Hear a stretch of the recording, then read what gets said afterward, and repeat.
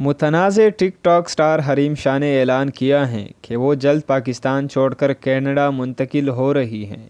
سیاستدانوں کے ساتھ متنازع ویڈیوز شیئر کرنے کے حوالے سے شہرت حاصل کرنے والی ٹک ٹاک سٹار حریم شاہ نے گزشتہ 2 ماہ سے پاکستانی سیاست میں ہلچل مچائی ہوئی ہے۔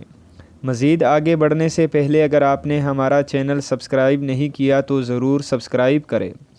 حریم شاہ نے پاکستانی میڈیا کی توجہ اس وقت حاصل کی جب ان کی دفتر خارجہ میں گھومنے پھرنے کی ویڈیو وائرل ہوئی۔ حال ہی میں حریم شاہ نے ایک ویب سائٹ کو دیے جانے والی انٹرویو میں بتایا کہ وہ کسی کی دھمکیوں میں آنے والی نہیں ہیں اور نہ ہی کسی سے ڈرتی ہیں۔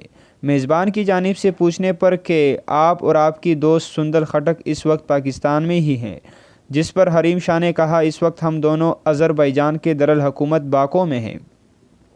حریم شاہ نے مزید کہا کہ میں نے کینیڈا کی شہریت کے لیے درخواست دی ہے اور میں اب کینیڈا کی شہریت لے رہی ہوں۔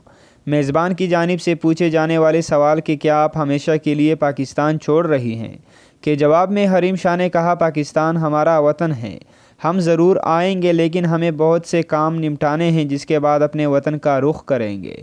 انٹرویو کے دوران حریم شاہ نے اس بات کی بھی تصدیق کی کہ حریم شاہ ان کا اصل نام نہیں ہے بلکہ ان کا اصل نام کچھ اور ہے۔